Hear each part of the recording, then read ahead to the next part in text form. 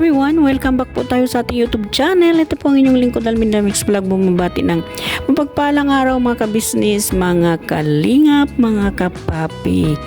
O yung mga nagmamahal kay Kuya Bong at naiinis na rin kay Kuya Bong dyan. Kumusta na yung mga puso natin dyan? Relax lang tayo mga kabisnes, mga kalingap, mga kapapi, mga nagmamahal kay Kuya Bong at mga naiinis na rin kay Kuya Bong. So gagawa tayo ng ating panibagong reaction video mga kabisnes, no? Mga kalingap. Ito ngang 2 araw nang nakalipas na vlog ni kabisnes. Actually, si Papa Dins ang nag-vlog nito pero in-upload dito sa YouTube channel ni kabisnes, no? Ito ngang laging sinasabi ni Kuya Bong na yung bang ito ba ay dinadahilan lang talaga niya, ginagawa lang talaga niya yung main reason niya para hindi siya talaga makauwi kay kabisnes, para hindi siya mapapuwersa mapauwi. Ang sinasabi niyang may nananakot daw sa kanya. Kumbaga, paulit-ulit na lang tong nirarason niya tuwing sinusundo siya ng kabisnes na pinapauwi dahil nga ang dumi-dumi na niya at ang payat na talaga siya, no? So mga kabisnes, mga kapapi, mga kalingap, no? Bago natin umpisahan yan, no? Ako naman ay nagbabakasakali lang, kung hindi pa kayo nakasubscribe yan sa aking munting bahay, baka pwede pong pakipindot ng subscribe button dyan at i-hit natin ang notification bell para updated tayo sa lahat ng aking manire-reaction ng video sa kabisnes at sa kalingap. So wag po din natin kalimutan at i-shoutout natin, no, ang mag-amang kalingap Kuya Bal Santos Matubang, Kalingap Rab, at itong may bahay ni Kuya Bal, si Ate Edna Vlog, at ang may bahay ni Kalingap Rab, si Ma'am Jack Tapia Matubang. No, at huwag din natin kalimutan, of course, ang ating pinuno, si Kabisnes Official, Papa Dins TV, Kabisnes Family, at ang Miss KB Official po, no? So mga kabisnes, mga kapapi, mga kalingap, on the way na tayo, ano? Nakita naman natin na nagkita uli si Kuya Bong at si Papa Dins, no? At ito nga ay nakita nila, no, ang dumi at ang payat na talaga niya, no? Wala na sa ayos, no? Wala na sa kaanuhan, sa health si Kuya Bong ay bagsak na, no? At nakikita rin naman natin na para kasi siyang gumagamit na naman ng pulburon, no? Sa akin lang naman, no, kung makikita naman talaga natin sa ni Kuya Bong yung kumbaga ikumpara natin nang nandoon siya kay kabisnes at saka yung ngayon, no? Talagang parang gumagamit talaga siya ng pulburon eh. So ayun nga mga kabisnes, mga kalingap, no, mga kapapi. At nakausap nga ito ni Papa Dins na ang sabi ni Papa Dins ay kailan daw uuwi. At yung ang sagot niya, saka na lang daw siya uuwi kasi nga daw may nagsasabi sa kanya kung uuwi daw siya ay ipapakulong siya. Kumbaga, may nananakot sa kanyang tao. Sino ba tong lalaking nananakot sa kanya? O naging katwiran na yon ni Kuya Bong para hindi siya makauwi sa kabisnes, no? Kumbaga ginawa niya na talagang katwiran yon, no? Alam niyo mga kabisnes, mga kapapi, mga kalingap, no? Sa aking ideya lang, sa aking na lang, no? Kumbaga sa isip ko lang mga kabisnes, mga kapapi, no? Hindi kaya itong nagbigay ng words na ito sa kanya, itong ex-girlfriend niya na, kasi may nabanggit din yan si ex-girlfriend niya dyan, no? Kung talaga daw nagmamalasakit, bakit daw pinapakulong? So, ang idea na ito siguro nakuha din niya doon na siyempre nakakausap niya itong ex niya, no? At ay sinasabi, bakit nga daw kung nagmamalasakit baga sila kabisnes, bakit daw ipapakulong itong si Kuya Bong? Dito naman ayon dito sa live niya, no? So siguro na-influensyahan na niya ang utak nitong si Kuya Bong. Yun na lang ang laging inaano ni Kuya Bong, nirarason niya dito kay kabisnes, no? Na ipapakulong siya kung siya uuwi, no? Alam niyo mga kabisnes, mga kapapi, mga kalingap, no?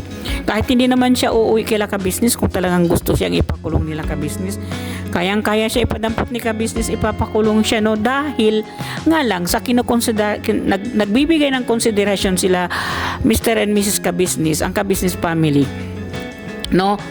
Kasi gusto nga niyang gumala pa muna, gusto niya po lang mananatili dyan sa labas, no? Pero yung sabihin talagang gustong ipakulong, bakit hindi? Kayang-kaya, pumirma naman talaga siya, no? At isa pa yung katwiran ni Kuya Bong, no? Wag na raw siyang takutin kasi takot na daw siya, no? Hindi, kumbaga itong nagbibigay sa kanya ng idea na ito, kung totoo ba to o hindi ba niya naiisip? Kahit naman hindi uuwi si Kuya Bong, pwede naman si Kuya Bong damputin nila ka-business at ipakulong, no? Para sa akin, parang kasing, ipalagay na natin, mayroon ngang nagsabing ganon kay Kuya Bong. Mayroon ngang nanakot sa kay Kuya Bong ng ganon, no? Mayroon. Palagay na natin, mayroon, no? Pero, kung talagang nag-iisip itong si Kuya Bong, no? Kahit hindi siya uuwi, pwede siyang ipadambot ni ka-business, no? Kumbaga, no, mga ka-business, mga kapapi, mga kalingap, sorry po, ganitong tono ko kasi nakakainis lang kasi si Bong panoorin. Nakakainis lang kasi siya na lagi siyang nanloloko ng tao. Niloloko niya kasi paulit-ulit ang ka-business, no? Kahit si ka-business, ang kausap niya mismo, si Papa din ang kausap niya mismo, ang mga kagwang, ay niloloko niya lagi. Ngayon nangako na naman siya kay Papa Dins na uuwi siya bago maglinggo kasi nga may outing itong mga family ka business. Itong hindi natin alam linggo ba or something, basta bago daw maglinggo, ayon kay Papa Dins, uuwi na siya para makaasikaso din siya para maisama siya, no? Ay nangako na naman siya, oo daw uuwi siya. Alam naman natin yan, kumbaga yan si Kuya Bong, ubod na talaga ng kasinungalingan. Yung pagkasinungaling ng ex-girlfriend niya, sa Bisaya ba, natakdan ba day sa pagkabuton. Kumbaga nahawaan na siya ng pagkakasinungaling nitong ex-girlfriend niya. At nalipat sa kanya, siya naman nga ng ubod ng kasinungalingan. Itong si Kuya Bong, no? Hindi natin alam, no? Hindi naman siya ganito dati. Pero nung lagi kasing nakakausap niya itong si Mata, itong si Clarissa, ay wala nang katinuan ng isip ni Kuya Bong. Kasi nagbibigay sila ng masamang impluwensya doon kay Kuya Bong. At ang mapanood nila nito, aking reaction video, bakit ko nasabing tinuturuan nila ng masamang impluwensya. Katulad ngayon, sinasabi nila, 100% naman wala namang ibang magsasabi kay Kuya Bong, hindi siya, pag-uwi siya, ipapakulong siya. Kung inanggit din niya yan sa live niya na sinasabi niya, kung nagmamalasakit daw, bakit ipapakulong? Sino bang sinasabihan niya yung gano'n kung hindi lang naman sila ka-business, di ba? So natatak na yon sa isip ni Kuya Bong na wag kang umuwi doon, ipapakulong kanila. Alangan naman yung ibang tao doon na kaibigan ni Kuya Bong ang nagsasabi, alam naman nila na kung nandoon si Kuya Bong kay ka-business, ay talagang maganda yung pangangatawan. Malinis, no? Hindi nagmagamit ng pinagbabawal na gamot, hindi nag-iinom. No? Sa ganito kasing sitwasyon na to, kumbaga dapat ay maging alertos ang mga ka-business kasi nga nalalason na yung utak ni Kuya Bong dahil dito sa pakikipag-usap niya dito sa ex niya. Na ang pagtuturo nila na wag umuwi, alam naman natin yan na sinasabi nitong ex niya na wag ka munang umuwi doon, dyan ka muna, masaya ka dyan. At isa pa, sinusuportahan niya, no? Kaya ayaw na talaga umuwi si Kuya Bong doon kay ka-business. No, ilang buwan na, magti 3 months na siya, mahigit na siya 2 buwan, magti 3 months na si Kuya Bong sa labas, no? Sorry, excuse me po. At nakikita natin kung gaano kapayat si Kuya Bong ngayon, no? At sana naman, no, maisip din ito ng ibang kampo, yung kampo saan bang galing ng kampo niya. Hindi itong ex ni Kuya Bong, hindi siya tuwang-tuwa. Nakikita niyang ganyan si Kuya Bong. Ano ba yung gusto niya? Yung hindi na makabangon, yung diretso na talaga na yung makikita niyang nakahilatag na wala nang buhay si Kuya Bong para siya titigil sa ngangawa niya dyan sa YouTube channel niya, no? Sa pagsasabi niyang wag pauwiin si Kuya Bong, wag umuwi si Kuya Bong, no? Hindi lang kasi natin, kumbaga, hindi lang kasi natin na talagang pwedeng anuhin na talaga kung sino talaga yung nagsasabi kay Kuya Bong o kung totoo ba talaga yan o gawa-gawa lang ni Kuya Bong. Kasi sa mga live naman ni ex-girlfriend ni Kuya Bong, sinasabi niya yun. Huwag ka munang umuwi ha. Noon lang nga na nakikipag-video call siya doon kay Kuya Bong, sinabi nga niya, tinatanong niya kung gusto nang umuwi, tapos nung sumagot ayaw pa niya. Oo, wag ka munang umuwi, dyan ka muna, masaya ka naman dyan sa ginagawa mo. No? At ayun pa yung laging sinasabi nitong ex-girlfriend ni Kuya Bong. Bakit daw pipilitin umuwi kung ayaw daw umuwi, masaya naman siya sa ginagawa niya. Hindi ba itong nag-iisip ano? Talagang gusto niya talaga si Kuya Bong na kumbaga malugmok o nakatihaya na lang dyan na hindi na makabangon. Yun siguro itong iniisip ng ex-girlfriend ni Kuya Bong, ano? Hanggang ngayon naman, di ba? Hindi man niya nilala, inaano niya sa live niya, nag-uusap sila. Andun pa rin yung connection niya. Patago pa nga din yung pagbibigay nila ng ano ngayon na sinasabi nila wag na lang daw i-vlog, wag na lang daw wag na lang daw isama daw sa live niya kung magbibigay sila ng tulong kay Kuya Bong. Kaya si Kuya Bong ngayon, ayun na talaga umuwi. Kahit anong gawin nila Papa Dins doon, ano? Yun lang kasi ang hindi natin maano kasi hindi tayo magkapareho ng kalooban ni Kabisnes. Si Kabisnes kasi nakapagbitaw siya ng salita na talagang itong si Kuya Bong hindi niya susukuan. No? Kung ibang ano na yan, matagal na siguro yan niyang iniwan, matagal na siguro niyang hindi inaasikaso. No, kasi paulit-ulit na lang, no, para na lang sirang plaka, paulit-ulit yung ginagawa ni Kuya Bong na hindi man lang siya nag-iisip na may nasasaktan, mayroon na kumbaga sa ano ngayon ay hindi lang naman nasasaktan sila Kabisnes sa ginagawa niya. No, naiinsulto pa sila Mr. and Mrs. Kabisnes sa ginagawa mismo ni Kuya Bong. Nung kaila Kabisnes, nagmamalasakit, gusto mapaayos, gustong mapaganda ang buhay ni Kuya Bong, no? At mailagay siya sa magandang kilalagyan katulad ng mag-aasawa siya, magkaroon siya ng pamilya. Hindi winawasak ng ex-girlfriend ni Kuya Bong itong utak niya natutuliro na yung utak ni Kuya Bong dahil nga sa mga advices nitong ex-girlfriend niya na baluktot. No, nakita naman natin, lagi naman niya yung binablog, lagi naman yan sa inaano niya sa live niya. Naalala ninyo, mayroon siyang live doon na sinasabi niya, good job B, honey B. Naging bubuyog pa si Kuya Bong kasi nga daw, kinakongratulate niya, good job Bong, hindi nagsalita. Kumbaga, tinotolerate niya yung pagkasinungaling ni Kuya Bong. Siya mismo ang nagtuturo magsinungaling si Kuya Bong. Good job Kuya Bong, good job Bong kasi nga daw hindi nagsalita si Bong at hindi tinuturo ni Bong kung sino yung mga nagko-connection sa kanya. Kumbaga tungkol doon sa pera ibinigay, nagsisinungaling si Kuya Bong, wala naman na ibigay, wala namang grocery na ibigay.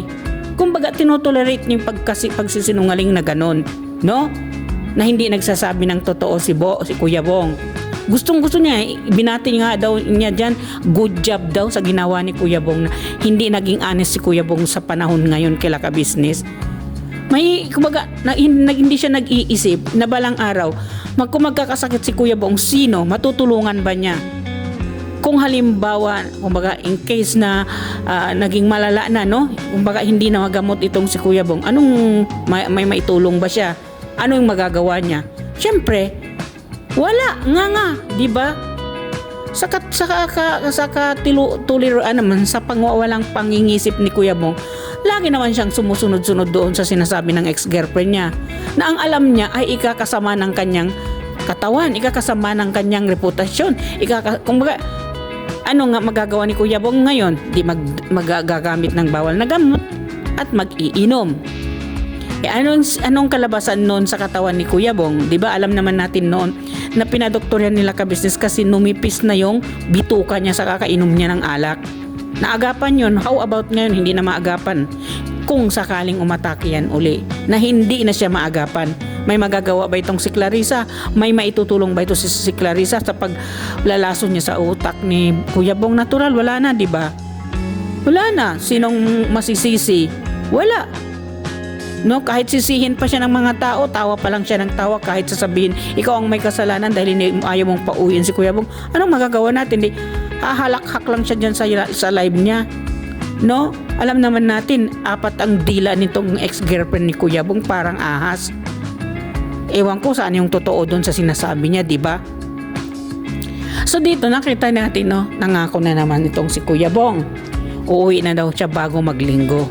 Tingnan natin kung uuwi siya bago maglinggo. By the way, linggo na ngayon, no? That is 2 days ago na yung pagbablog ni Papa Dins sa kanya.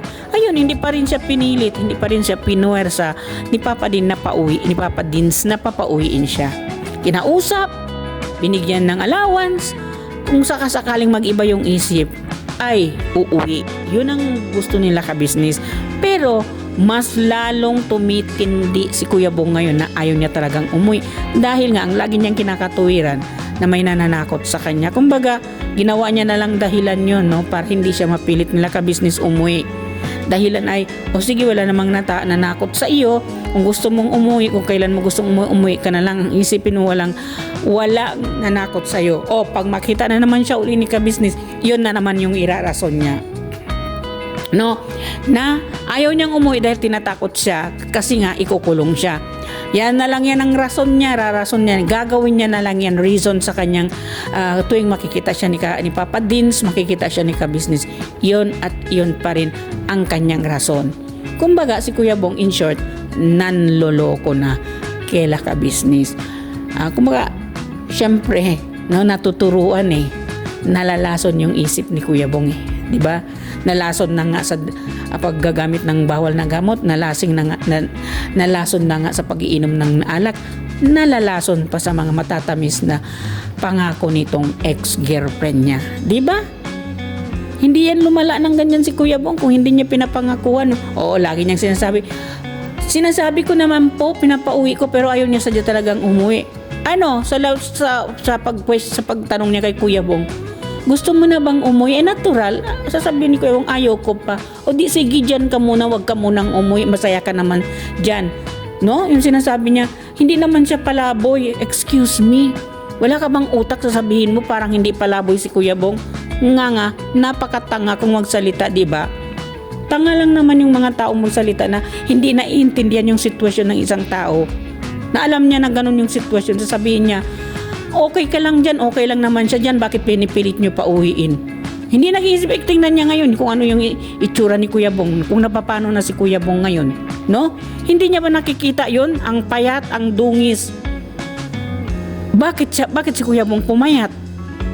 No, dahil nga sa kakainom, hindi na kumakain, hindi na asikaso yung pagkain, hindi na asikaso yung sarili niyang health. Ayan, kinabukas makalawa yan, sa 1 buwan pa yan, para na yung toothpick si Kuya Bong. Ayan, masaya yan si Clarissa pag makita niya parang toothpick si Kuya Bong naglalakad dyan sa kalsada. Butot balat na lang. Yan ang gusto niya nitong ex-girlfriend ni Kuya Bong, na makita, magiging masaya siyang ganyan kung makita niya yan. No? Alam na naman natin, sila ka-business, hindi nila pinipilit si Bong. Kung kailan gusto umuwi.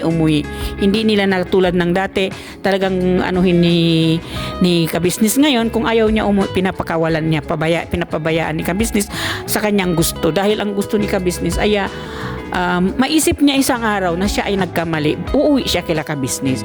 No, hindi yung hindi naasikasuhin si Bong, tuluyan ng pinapabayaan. Pinapakawalan ni ka-business si Kuya Bong kasi ayaw pang umuwi. Binibigay niya yung gusto. At least para isang araw, ma-realize ni Kuya Bong, kailangan niya na umuwi. Pero hanggang ngayon, tingnan po ninyo mga ka-business, mga kapapi, mga kalingap, no? Hanggang ngayon, ayaw pang umuwi ni Kuya Bong Ano naman yung rason niya kay Papa Dins? Uwi na lang daw siya bago maglinggo at natatakot daw siya. May nagsasabi sa kanya na tinatakot siya na kung uuwi siya, ipapakulong siya ni ka-business. Tingnan mo nga naman, ang galing ng gumawa ng kwento. Sino yung gumawa ng kwento na para irarason ni Kuya Bong kay ka-business? No, mga ka-business, mga kapapi, mga kalingap. Well, mga kabisnes, mga kapapi, mga kalingap, hanggang dito na lang po ang aking reaction video. Sana po nagustuhan nyo. Kung nagustuhan po nyo, paki-share, likes, comments, at subscribe na rin ng aking munting bahay. And don't forget to subscribe po ang Mag-amang Kalingap at Kabisnes Official, Papa Dins TV, Kabisnes Family, at Mrs. KB Official po, no? At ang lahat ng kasamahan kong reactor sa Kalingap, reactors po dito sa Kabisnes, at lalong-lalo na po ang mga reactors sa Karepa, no? So well, supportahan po natin lahat ang ating mga charity vlogger. So this is Alminda Mix Vlog, nagsasabi po, may Allah bless you, may Allah bless us all. Maraming salamat po, mega love shoutout sa aking mga nanonood at mga bago kong subscriber. Maraming salamat po sa tiwala ninyo sa akin. Hanggang sa muli, magkikita-kita tayo. Bye bye po, God bless all.